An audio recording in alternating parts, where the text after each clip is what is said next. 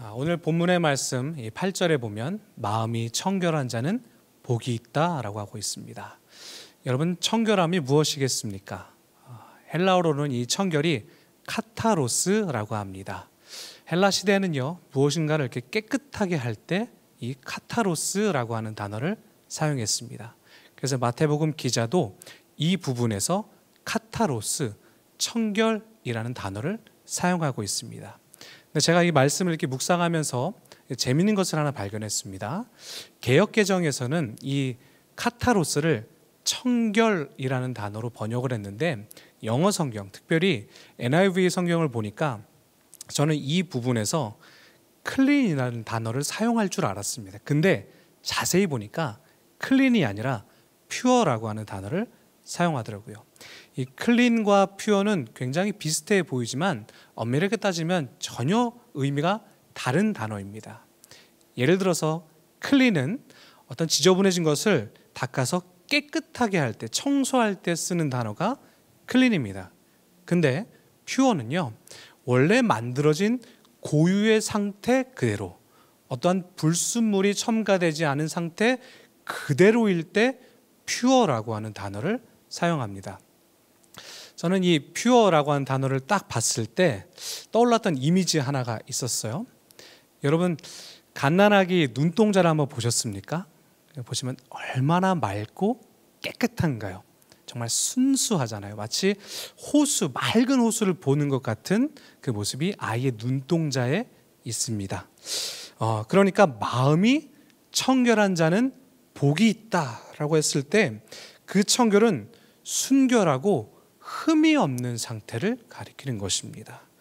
아기의 눈망울과 같이 우리 마음이 어떤 불순물이 첨가되지 않은 상태, 정말 깨끗하고 정결하고 순결한 상태를 가리킬 때 이 퓨어, 청결이라는 단어를 사용하는 것입니다.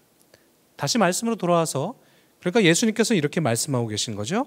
마음에 어떠한 불순물도 없이 깨끗하고 정결하고 순결하고 흠이 없는 자에게는 복이 있다. 예수님 말씀하고 계신 것입니다. 그러나 여러분, 우리 마음을 한번 보십시오. 과연 우리 마음이 청결한가? 예레미야 선지자는요, 17장 9절에서 이렇게 말씀하고 있습니다. 만물보다 거짓되고 심히 부패한 것이 마음이다 라고 기록하고 있습니다. 예레미야 선지자가 이스라엘 백성들을 봤을 때 그들의 마음이 세상의 것으로 인해 오염되고 탁해지고 더러워진 것을 보면서 마음에 안타까움이 있었던 것입니다. 우리가 지난 2주 동안 우리가 로마서 말씀 같이 묵상했잖아요. 사도 바울이 자신의 마음을 컨트롤하지 못해 그 마음으로 짓는 죄로 인해서 심히 어려움을 겪습니다. 7장 24절에서 이렇게 고백하잖아요. 오라 나는 곤고한 자로다. 누가 날 이 사망의 몸에서 건져내랴. 그렇게 고백을 하고 있습니다. 그래서 예수님께서도 말씀하시는 거예요. 마음이 청결한 자는 복되도다. 그 말씀은 이 말씀을 듣기 위해 모인 수많은 사람들의 마음을 보는데 그들의 마음이 세상의 것으로 인해 탁해지고 오염되고 더럽혀져 있던 그 마음을 예수님께서 보셨던 건 아닐까요? 겉으로는 우리가 그럴싸하게 보일 수 있습니다. 저도 오늘 이 매일 기도회를 진행하기 위해서 아침에 샤워를 하고 이 정장을 입고 그리고 넥타이도 매고 머리도 정갈하게 다듬고 오늘 이 강단에 섰습니다. 겉으로는 그럴싸하게 보일 수 있습니다. 근데 우리의 마음은요? 제 스스로에게 한번 물어봤습니다. 내 마음은 청결한가?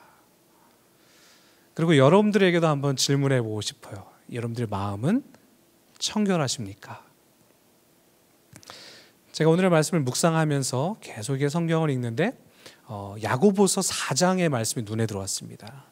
야고보서 4장 6절에서 8절의 말씀을 보면, 특별히 제가 8절의 말씀을 좀 읽어드릴까요? 8절에 보면요, 하나님을 가까이 하라. 그리하면 너희를 가까이 하시리라. 죄인들아, 손을 깨끗이 하라. 두 마음을 품은 자들아, 마음을 성결하게 하라 라고 기록되어 있습니다.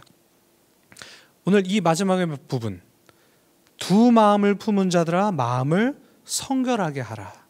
우리가 함께 다루고 있는 이 카타로스, 그 청결, 동일한 내용을 말씀하고 있는 것입니다. 그러니까 야고보서 기자는 청결을 무엇으로 보고 있는가?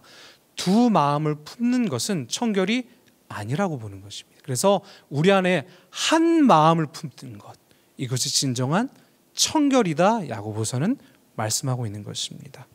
그리고 담임 목사님께서도 지지난주에 주일날 이 팔복의 말씀 선포하시면서 청결이 무엇인가 이렇게 말씀하셨습니다.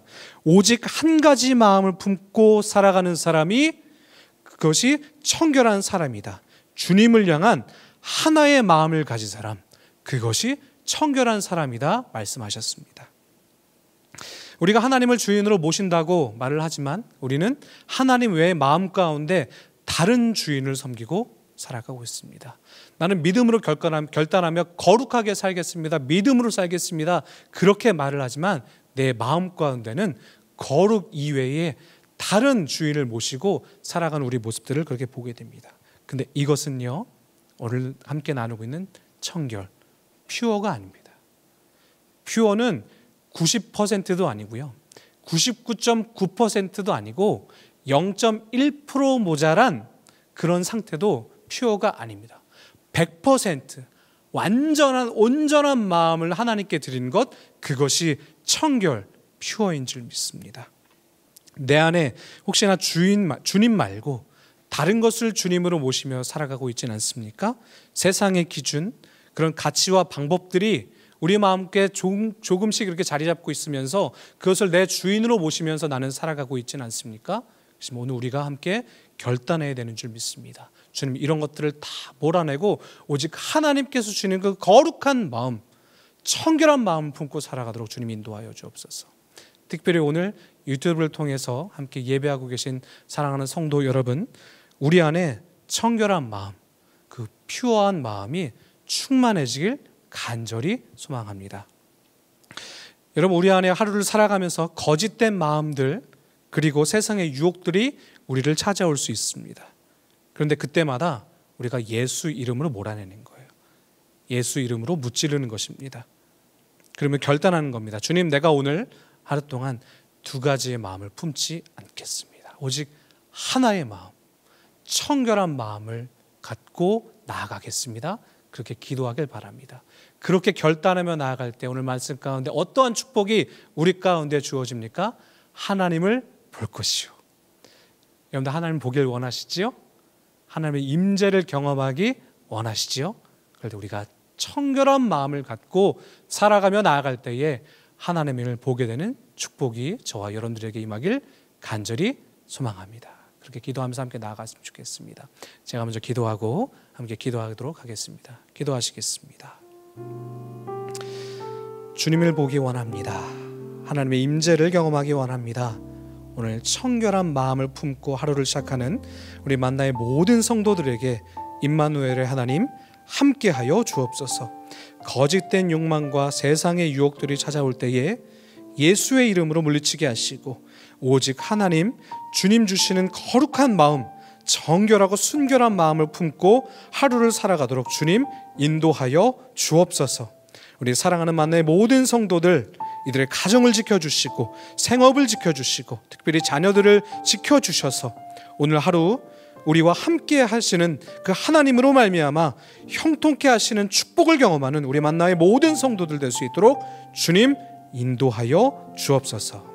모든 말씀 복의 근원 되신 예수 그리스도의 이름으로 간절히 기도드렸습니다. 아멘. 함께 기도하면서 나아가겠습니다. 아버지 하나님의 은혜를 구하며 간절히